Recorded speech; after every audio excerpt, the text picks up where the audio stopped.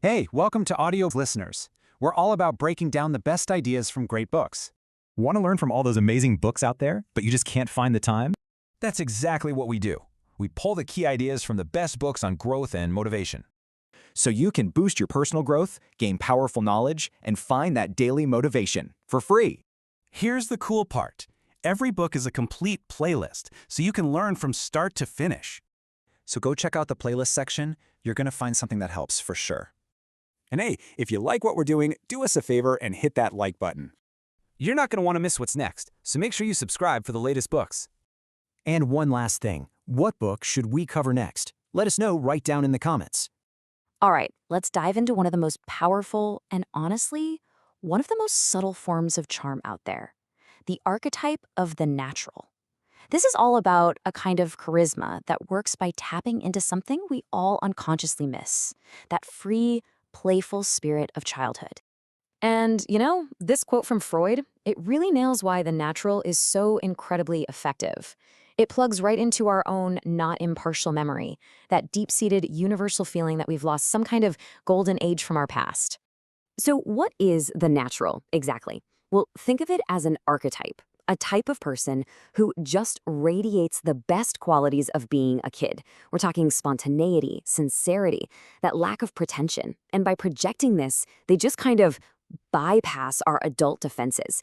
They, and I love this phrase, infect us with this helpless delight, pulling us back to a time when things felt easy and playful. But okay, how does this actually work on a psychological level? I mean, what is it about this childlike spirit that makes it so ridiculously seductive in our complicated, often cynical, adult world? Let's break it down. So there are a few core reasons we're so drawn to this type. First off, in a world that can feel so fake and calculated, anything that seems truly natural is just fascinating. It also triggers that powerful nostalgia for our own lost golden age. And their vulnerability, it makes us want to swoop in and protect them. But the real kicker is that it all seems so effortless. That kind of irrational, easy charm is just powerfully seductive. Now, and this is absolutely crucial, we're not talking about actual, genuine naivete. This is not about being childish. It's a skill. You see, the most effective naturals are people who figured out how to hang on to and even exaggerate certain childlike traits that most of us had drummed out of us. It's a very strategic performance. And this skill, it shows up in a few distinct ways, which we can break down into 4 main types of the adult natural. And you'll find that the most captivating people often blend these different qualities together. First up, we have the innocent. Their power doesn't come from being strong. Oh no, it comes from a performance of weakness, projecting this image of being totally uncorrupted by the big, bad world. The innocent isn't a whiner or a victim. That's not seductive at all. Instead, they communicate their helplessness in subtle ways, maybe a confused look or by constantly getting themselves into little scrapes. This creates this irresistible mix of making you laugh at their blunders while also feeling deep sympathy, and that just makes you want to rush in and save the day. Okay, next, let's flip the script to a totally different kind of energy, the imp. These people don't seduce with weakness. They seduce with a bold, fearless spirit that, let's be honest, most of us were taught to suppress a long time ago. Imps are like a breath of fresh air. They're brazen, they seem totally oblivious to consequences, and they just infect everyone around them with this naughty, lighthearted vibe. And it works, because deep down, a lot of us secretly envy their freedom from having to be so polite and careful all the time. The third type is the wonder. And their seduction isn't really about their personality. No, it comes from a seemingly effortless and jaw-dropping talent that just leaves people completely in awe. Yeah, think of a Mozart-type figure. The wonder has this skill in music, art, whatever, that seems like it just flows out of them like magic. But here's the secret. They hide the sweat. They hide the thousands of hours of practice. By making their incredible talent look completely natural and spontaneous, they absolutely mesmerize us. And finally, we get to what might be the most useful and powerful type of all, the undefensive lover. Their charm comes from being profoundly open and receptive to the world around them. You know how as we get older, we tend to build up walls and get a little rigid? Well, the undefensive lover has avoided that. They bend instead of resisting. They never get defensive. And that quality is so contagious. When you're around someone that open, your own walls start to come down, which of course is a huge part of any real seduction. Okay, so that's the theory. But let's see how these archetypes actually come to life. Let's look at a few legendary figures from history who absolutely mastered this. I mean, when you think of the innocent, there is no better example on the planet than Charlie Chaplin. His character, the tramp, became a global phenomenon precisely because he was the perfect embodiment of this archetype. And just look at his rise to fame. It was insane. He shows up in America in 1910 as a total nobody. Just 4 years later, he creates The Tramp. And by 1921, he's a global hero. Why? Because that character's childlike helplessness in a big, scary modern world created that perfect, seductive cocktail of laughter and sympathy. People were desperate for that illusion of innocence. Now, for a classic imp, let's talk about Cora Pearl. She was this famous 19th century courtesan who had the Parisian elite wrapped around her finger, not because of her looks, but because of her wild, untamable spirit. Cora's whole method was pure imp. She never, ever tried to please anybody. She just expected to be spoiled. And you know what? That confidence made it happen. Her brazen attitude and total independence were a challenge. Powerful men became obsessed with the idea of being the one to finally tame her. It just goes to show you, a provocative attitude can be way more seductive than just being pretty. But, and this is a big but, this whole archetype is a double-edged sword. It's a real tightrope walk. So let's talk about the dangers, about what happens when you take the performance of the natural just a little too far. Because if you don't balance it with some adult wisdom, that charm can get really irritating really fast. Uncontrollable childishness doesn't look endearing, it just looks pathetic. And let's be real, it's a lot harder to pull off convincingly as you get older. So the key takeaway here is that the goal isn't to fake an innocence you don't have. The goal is to cultivate a genuinely open and playful spirit. And this right here really highlights that crucial difference. On one side, you have the effective, seductive qualities of a childlike spirit, spontaneity, openness, sincerity. That's the good stuff. But on the other side, you have ineffective, childish behavior, being needy, annoying, or pathetic. That is the fine line every natural has to walk. And that leaves us with a final question to think about. In our modern age, right, with our perfectly curated social media feeds and this intense pressure to always seem polished and in control, what power have we lost by hiding the more spontaneous, vulnerable, and, well, natural parts of who we are? It's definitely something to chew on. Welcome to The Explainer. Today, we're diving into a kind of seductive power that is so potent, it literally brought an emperor to his knees. It's an art form that, believe it or not, thrives not on giving, but on taking away. You know, it's a question people have been asking forever, but the answer might be the complete opposite of what you'd guess. It's not about giving more of yourself, it's about the strategic, incredible power of holding back. And this idea right here is our key. It introduces us to the coquette, an absolute master of orchestrating this captivating game of hope and frustration. So let's see how this plays out in a real-world, super high-stakes example. Okay, to really understand this dynamic, we have to start with one of history's most famous and, honestly, most dramatic examples, the complete enthrallment of Napoleon Bonaparte. Yeah, a conqueror who was himself completely conquered. So the scene is post-revolutionary Paris. It's a time of wild parties and social climbing. Napoleon, he's ambitious, he's focused. Josephine, on the other hand, is this sensual, celebrated widow. But the real drama, well, that didn't start until distance was thrown into the mix. You see, her pattern was simple, hot and cold, presence and absence, but the effect was absolutely devastating. It managed to completely destabilize one of the most powerful and strategic minds in the entire world. Can you imagine? Here's Napoleon, separated from her by war, and his focus is just gone. His generals would see him completely distracted, just staring at her miniature portrait for hours. He's writing these increasingly desperate letters, his mind consumed not by strategy, not by battle, but by her. And the more infrequent and passionless her replies were, the more it fueled his obsession. It got to the point where he was fighting with this insane zeal, not just for France, but just to get back to her side faster. And this, right here, brilliantly illustrates the core principle at play. So, the crucial point, the thing to really get, is that her resistance, not her affection, was the source of her power. By never fully giving in, she made a man who conquered entire kingdoms feel like he could never, ever truly conquer her. Okay, so why on earth did this work so well? Let's get into the psychology behind the coquette and see how this moves from just a cool historical story into a repeatable strategy of influence. Now, this isn't just about playing hard to get. No. This is a much more sophisticated manipulation of human psychology. It's about leveraging our deepest insecurities and, yep, our own vanity right against us. Coquettes project this devilishly attractive narcissism. They just don't seem to need you, which, of course, makes you absolutely desperate to prove that they do. They're the ones holding all the cards because they've somehow convinced you that you're the one playing the game. This four-step pattern is basically the engine of the coquette's power. It keeps their target completely off balance emotionally, constantly chasing that initial hit of hope. And it ensures the coquette is always, always the one in control. The whole strategy preys on a really fundamental human weakness. We just value what's difficult to get. The second our vanity is at stake, the second we fear we're no longer desirable, we'll do almost anything to prove ourselves worthy again. Even Freud had a take on this. He basically argued that this kind of self-sufficiency is so alluring because it reminds us of this blissful, self-contained state from when we were infants, something we unconsciously want to get back to. We're just drawn to people who seem to have it.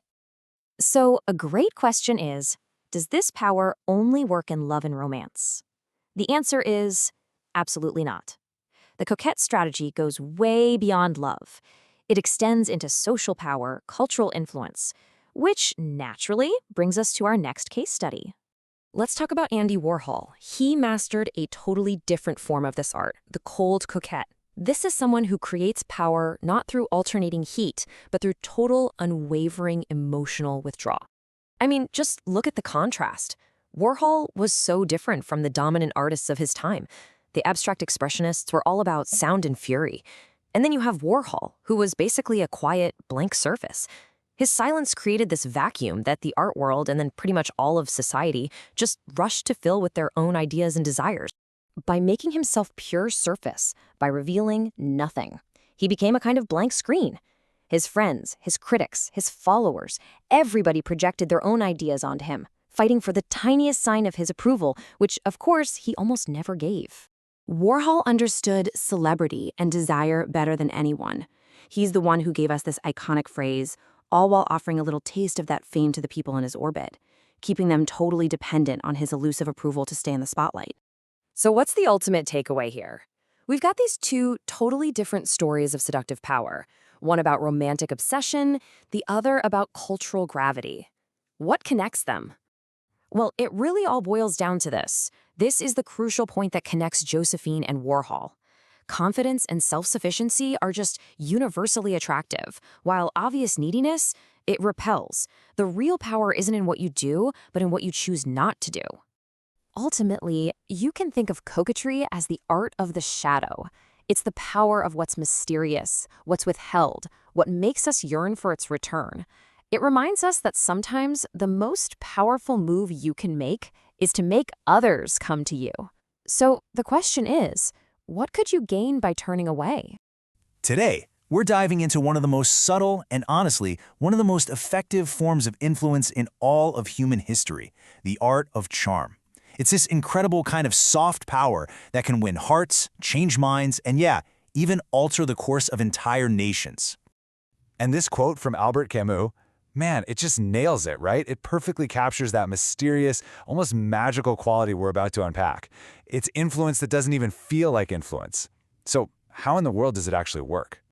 So, what exactly is this spell of charm? Well, in this first part, we're going to deconstruct this whole thing. We're going to get right to the heart of what makes it so darn captivating. Okay, so think of charm as a kind of seduction, but without the sex. It's not about being obvious or aggressive, but there's always this little undercurrent of attraction. The real genius of charm, though, is how it completely hides its own strategy. It works by creating this bubble of pure pleasure and comfort, making you feel totally understood and appreciated. And get this, the origin of the word itself is a massive clue. Charm actually comes from the Latin word carmen, which means both a song and a magical spell. So when you think about it, a charmer isn't just being pleasant, They are quite literally casting a spell with their words and their focus. So we've established charm is basically a spell, but why does it work so well on us? What makes us so susceptible? That brings us to part 2, targeting human weakness. Because the secret, as you're about to see, isn't really in the magic itself, it's in the target. It's in us. This classic quote from the British Prime Minister Benjamin Disraeli, and trust me, we'll be hearing a lot more from him in a minute, just hits the nail on the head. The ultimate secret to capturing anyone's attention is to make them the subject. And this is where it gets really interesting. Charm doesn't just work on the surface. It dives deep, right into our most fundamental vulnerabilities, our vanity and our self-esteem. Look, we are all wired to feel important, to feel interesting. The charmer's genius is that they feed that deep-seated hunger. And by doing that, they make their presence not just pleasant, but, well, necessary. Okay, so enough with the theory. How do they actually do it? This brings us to the practical side of things in part 3, the laws of charm. Here, we're going to look at the key tactics that turn this abstract idea into a concrete, repeatable strategy. All right, let's peek inside the charmer's playbook, shall we? It all starts with intense, undivided focus. You make the other person the absolute center of your universe. Then, you become a source of pure pleasure, just radiating positivity. You learn to diffuse any tension, to harmonize any conflict. You create this deep comfort, almost like you're mirroring their world right back to them. And through it all, you project this unshakable calm, becoming a rock in any storm. And finally, you prove your worth through action by making yourself genuinely useful. It's a total 360-degree strategy for influence. Okay, that's the playbook. But you want to see it in action, right? Let's look at some real masters of the game. We're going to check out a couple of historical figures who are absolute pros at this. So our first case study features one of the most unlikely pairings you could ever imagine. On one side, you've got Benjamin Disraeli, a flamboyant novelist, famous for his wit, his style, just a master of flattery. And on the other, Queen Victoria, dour, stubborn, and completely withdrawn in grief over her late husband. I mean, how could he possibly win her over? And look, this quote from a princess just says everything you need to know. Disraeli's big political rival Gladstone would talk to people and leave them impressed with his own cleverness. But Disraeli left people feeling clever and brilliant themselves. See the difference? He made them the star of the show. And this wasn't a one-time act. Oh no, he played the long game. This was a patient, sustained charm offensive. He flattered her relentlessly, calling her the fairy queen. He framed his own political victories, like buying the Suez Canal, as being her ideas all along. And he delivered on her deepest desire, securing her the title Queen Empress. He made her feel desirable as a woman and brilliant as a monarch. But here's the thing. Charm isn't always this big, flashy performance of flattery. For a masterclass in a totally different style, let's look at Catherine the Great. Her strategy was basically the polar opposite of Disraeli's. Instead of dazzling people, she disarmed them by projecting patience, passivity, and, crucially, a total lack of interest in power. She made herself seem completely non-threatening. And the result? People didn't just accept her, they carried her to the throne. A quiet, bloodless coup, all powered by the subtlest form of charm imaginable. So, we've seen the what, the why, and the how. Now for our final section, power, peril, and takeaways. Here we're going to reveal the ultimate source of a charmer's power and also take a look at the very real risks that are involved. So let's just pause on this for a moment. After everything we've seen, what do you think is the real engine behind all this influence? Where does this power really come from? The answer boils down to one powerful word: dependence. By making people feel good about themselves, by validating their ego and their self-worth, charmers make others addicted to their presence. They fulfill a deep psychological need, and that creates a powerful, powerful bond of dependency. And this brings us to maybe the single best metaphor for what a charmer actually does. They become a mirror. But it's not just any old mirror, it's a magical, flattering one that reflects back an idealized version of you. When you look at the charmer, you don't really see them. You see yourself, only smarter, funnier, more insightful. And you don't just like that reflection, you fall in love with it. But here's the catch. This power isn't absolute. It has its dangers. For one, cynics and people who are genuinely confident can often see right through the act. And that flexible, let's-all-get-along style, it can make enemies out of people with really rigid beliefs. And a true master charmer has to know when not to use charm, when a firm, inflexible stance is actually what's needed. Timing, just as Catherine the Great showed us, is everything. So, as we wrap this up, let's turn that mirror back on ourselves. If charm is all about the reflection you present to the world, what does yours look like? And more importantly, what does it get you in return? Definitely something to think about. That's all for this explainer on the art of the charmer. Thanks for joining us. Have you ever been in a room when someone walks in and the whole vibe just changes? It's like this electric presence that makes you stop what you're doing and just pay attention. That quality? That's charisma. It's this powerful, often kind of mysterious force that can captivate a single person or move an entire nation. And today, we're going to pull back the curtain and really dig into the mechanics of this incredible power. Okay, let's just start with the perfect example. Get this. That's a hardened general talking about Napoleon Bonaparte. That's not just respect or admiration. He's talking about a deep, visceral fascination, something that makes him feel like a trembling child. This quote just brilliantly shows that charisma isn't about being likable. It's a force that can completely overwhelm even the strongest will. So what is this force, really? I mean, what's the deal? It's not just about being a great leader like Napoleon. The way our source material frames it is as an illusion, a kind of seduction, but played out on a massive scale. We're not talking about winning over one person here. We're talking about making an entire crowd fall in love. At its most basic level, charisma is a presence that excites us. But here's the crucial part. It starts inside. It's some kind of inner quality, confidence, purpose, a unique energy that just radiates outward. It's this glow that makes someone seem larger than life, making us feel like there's way more to them than meets the eye. Okay, so here's where it gets really interesting when you break it down. One-on-one seduction, that's all about targeting an individual's specific personal desires. But charisma? That's a whole different ballgame. It taps into the shared hopes and the repressed desires of an entire group. It promises something huge, adventure, prosperity, a cause worth fighting for, and it creates this powerful emotional bond, not just to the person, but to the big vision they represent. To really get a handle on this, we kind of need to take a step back and look at where this whole idea even comes from. See, the concept of charisma has changed a lot over time. It went from being seen as a literal gift from the heavens to a powerful social force. And understanding that evolution really helps us see how this charismatic illusion is actually built. So, way back in ancient times, charisma was seen as a literal physical sign from the gods. Think of Moses coming down from Mount Sinai, and his face is literally glowing. You can't argue with that, right? That's a mark of divine communication. Then, early Christians used the Greek word charisma, which meant a gift of God's grace. But then you fast forward to the early 20th century, and the sociologist Max Weber comes along and completely reframes it.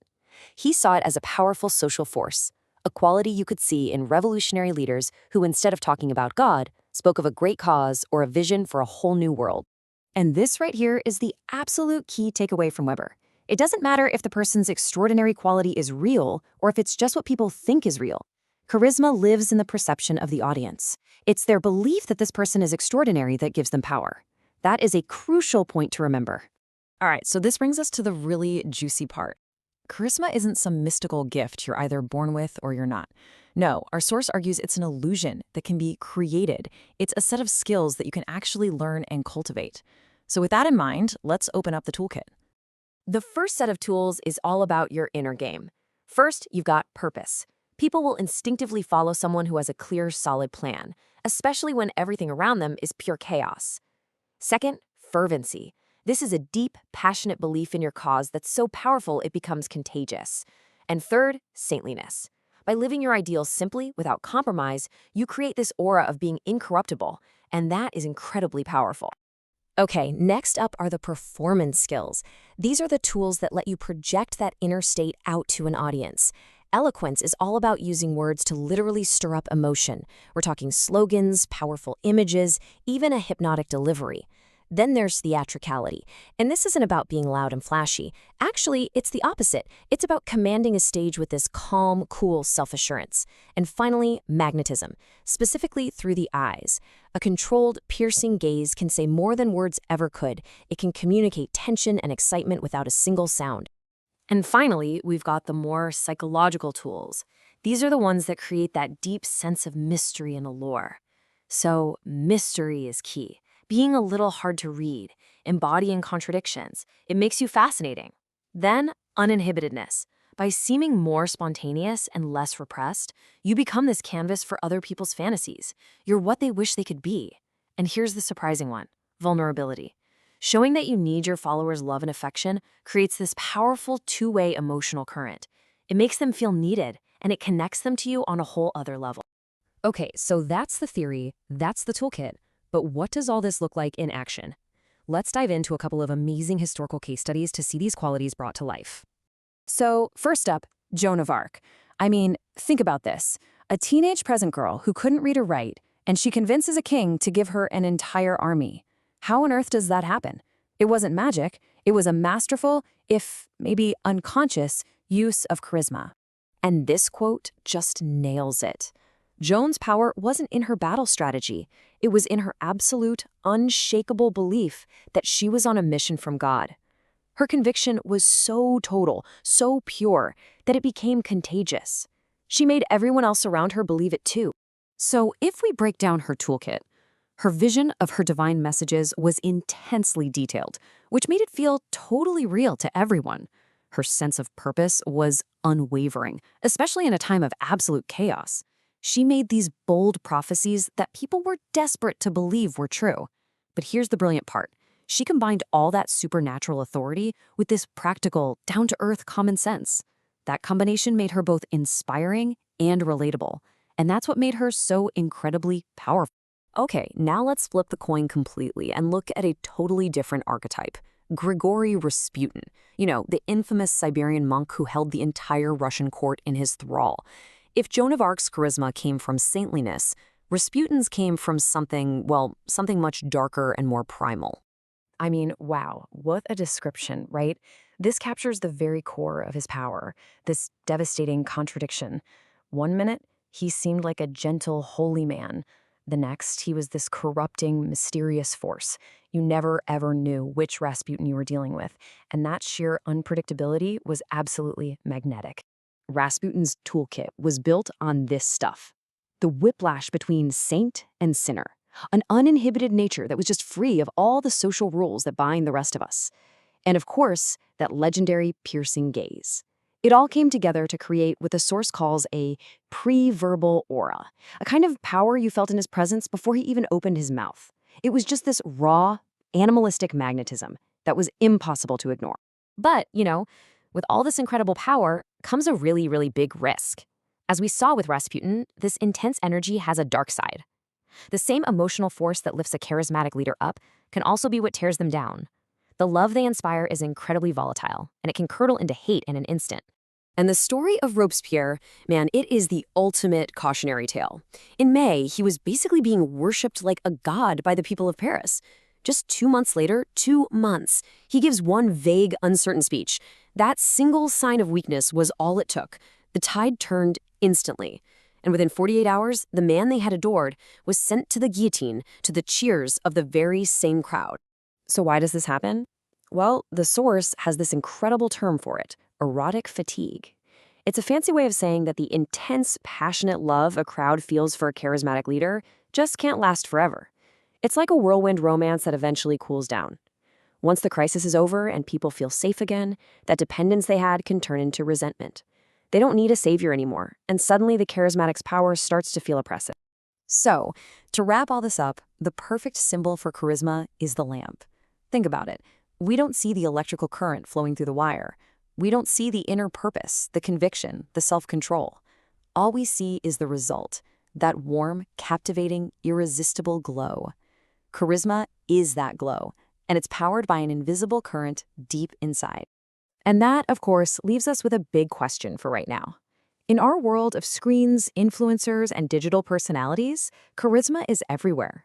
But now that you know the mechanics, now that you know what's going on behind the scenes, the question is, who do you see holding the lamp today?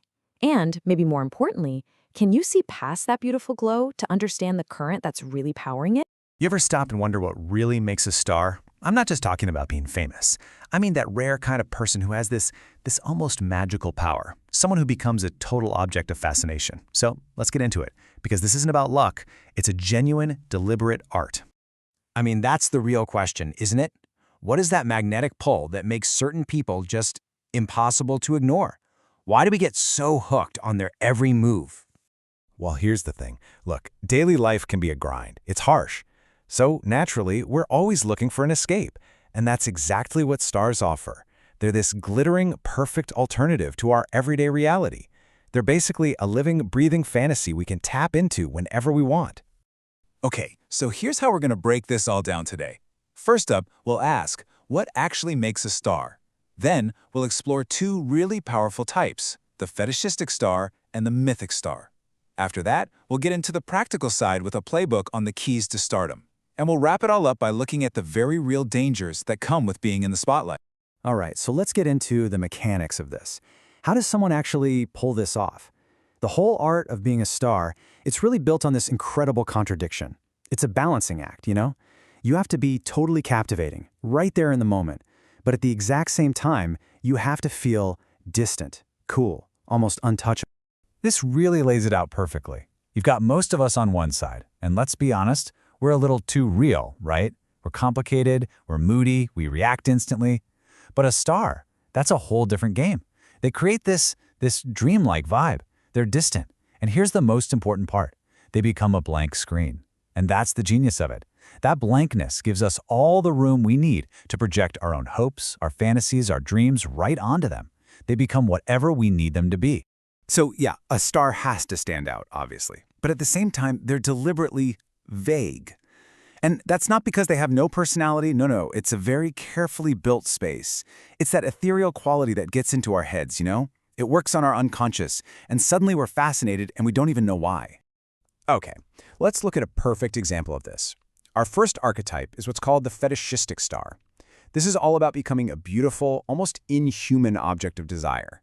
And honestly, there's no better case study for this than the one and only Marlene Dietrich. So let's set the scene. Imagine it's Berlin, 1922.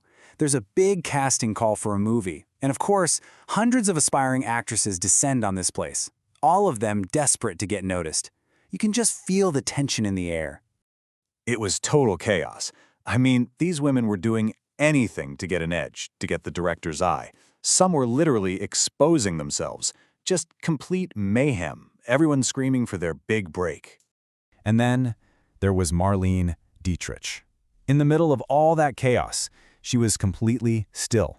Just standing off to the side, cool as anything, slowly smoking a cigarette, holding a little puppy on a leash. She wasn't begging for attention. No, her quiet, calculated coolness just pulled it towards her. Instantly, she was the most fascinating person in the room. And this quote from the writer Eric Maria Remarque just nails it. He said, "Her face was like a beautiful empty house, waiting for carpets and pictures. One could dream into it anything." See? It wasn't about what she was feeling. It was about what you could project onto her. That is the ultimate blank screen. And that, right there, is the fetishistic star. Their power comes from turning themselves into an object, a piece of art. Apparently, Dietrich would just study her own face for hours in the mirror, figuring out the angles, the lighting, perfecting it. That kind of self-distance is what let her become this perfect vessel for everyone else's fantasies. She was projecting, as someone once said, sex without gender. Just pure objectified desire. Okay, so that's one type of star. Now let's pivot to a completely different kind of power. This is our second archetype, the mythic star. This is someone who taps into the deep-seated myths and stories of a whole culture. And you can't talk about this without talking about John F. Kennedy. You see, JFK got something that a lot of people at the time didn't, the raw power of television. He knew it wasn't just a box in the living room. At these really crucial moments, he wasn't just giving a speech, he was staging an event. He used TV to paint himself as the hero of this brand new American chapter, the fresh, young face for the future. And the classic example, of course, is that first televised presidential debate against Nixon. On TV, Nixon looked terrible. He was sweaty, he looked sick, he was worried, and he was arguing with facts and figures. But Kennedy, JFK was cool, he was composed, he looked tanned and healthy. And he looked right into that camera and talked about big, grand ideas, freedom, the pioneer spirit. He wasn't debating policy points, he was embodying a national myth. And that's the whole secret of the mythic star. They tap into something that goes way deeper than politics or everyday arguments. They connect with those shared stories, those archetypes that we all carry around inside us. Kennedy became the hero, the leader of the new frontier. He was a movie character come to life, creating this whole aura that would later get called Camelot. Okay, so we've got the theory down. We've seen the examples. But how does someone actually do this? How do you project that kind of power? Well, it turns out there's a kind of playbook for it. Let's walk through the 4 key steps. Step 1, you've got to cultivate self-distance. Think of yourself as a project, an object to be sculpted, just like Dietrich did. Step 2, create a totally distinctive style. You have to be visually unforgettable. Step 3, master the blank face. That cool, unreadable expression that we saw with both Dietrich and Kennedy, the one that makes people lean in and wonder what you're thinking. And finally, step 4, mix the real and the unreal. You want to be just otherworldly enough that you haunt people's imaginations. The end goal here is to become, well, what Sigmund Freud called uncanny. It means you seem both strange and familiar at the exact same time, like someone out of a dream. You're real, but not quite. And that combination, that's what makes someone so compelling. It's what makes them obsessive. It's why we just can't stop watching. But let's be real. This is a dangerous game. Maintaining that kind of illusion, it's like walking a tightrope. The same spotlight that makes you a star can also be the thing that burns you. So what's the biggest threat? You'd probably think it's a scandal, right? Bad publicity? No. Sometimes that actually helps. The real danger, the biggest social evil for a star, is way simpler. Just being forgotten, becoming boring, predictable. Because once you're too familiar, the mystery is gone. The fantasy evaporates. The only way to survive is to never quite believe your own hype, to always keep a little bit of playful distance from that public image. You know, this idea of an idol is the perfect way to wrap this up. A star is basically a modern idol. Think about it. It's just a piece of stone, maybe carved to look like a god, but it's just stone. It has no power by itself. The god, the magic, the power, all of that lives inside the heads of the people looking at it. It's their fantasies that bring it to life. And that really brings us to a big question for right now, doesn't it? We're living in this world of constant self-broadcasting, right? Everyone's got a personal brand on social media. So, are we all becoming stars now? In this endless sea of curated images and broadcast lives, are we all just trying to use these same tricks to become the center of our own little universe?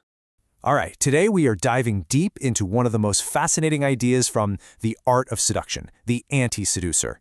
You know who I'm talking about. These are the people who, instead of drawing you in, they actively push you away. And a lot of the time, they have no clue they're even doing it. I mean, think about it for a second. We've all been there, right? You meet someone, and for some reason you can't quite put your finger on, they just rub you the wrong way. It's not that they're a bad person, necessarily, but being around them feels irritating, or draining, or just super awkward. What is going on there? That's the mystery we are going to solve today. So here's our game plan. First, we'll nail down exactly what an anti-seducer is. Then, we'll dig into the one core reason why they behave this way. After that, we'll walk through a gallery of classic types. You'll recognize these for sure. We'll even look at a hilarious cautionary tale from history.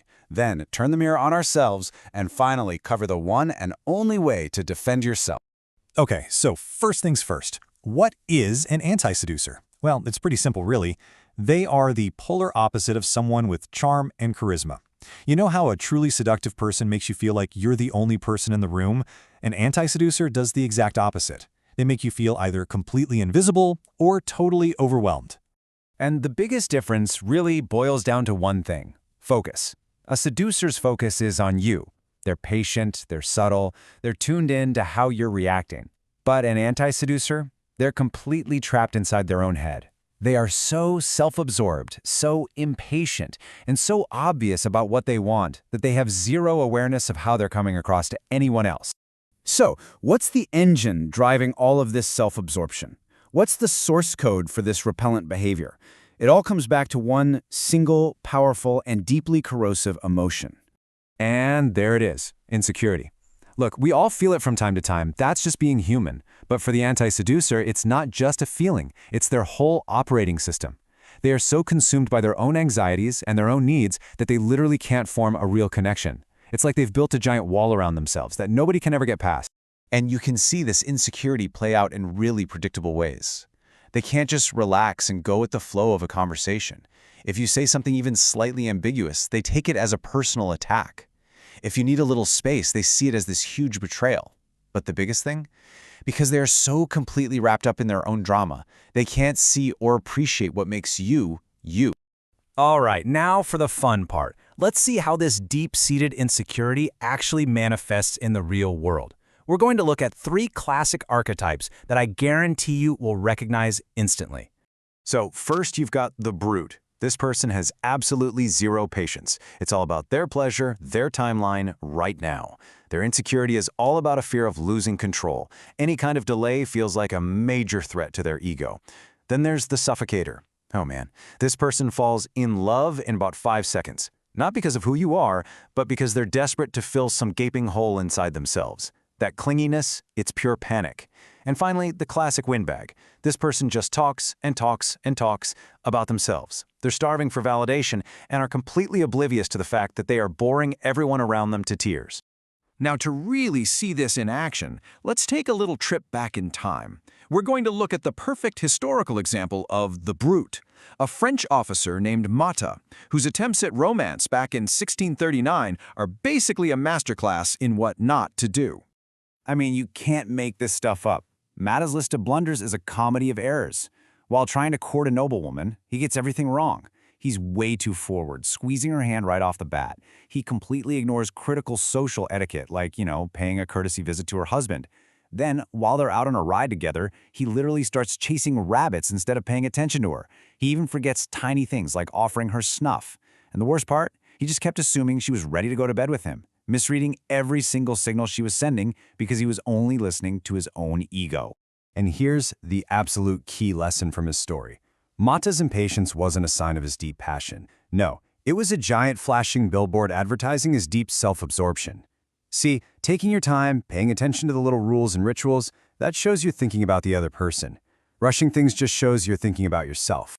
Now, it's super easy to sit here and point fingers to identify these traits in other people, but here's where the real work begins. The most critical step is to look for these qualities in ourselves, because they are a massive roadblock to developing any real charm or influence.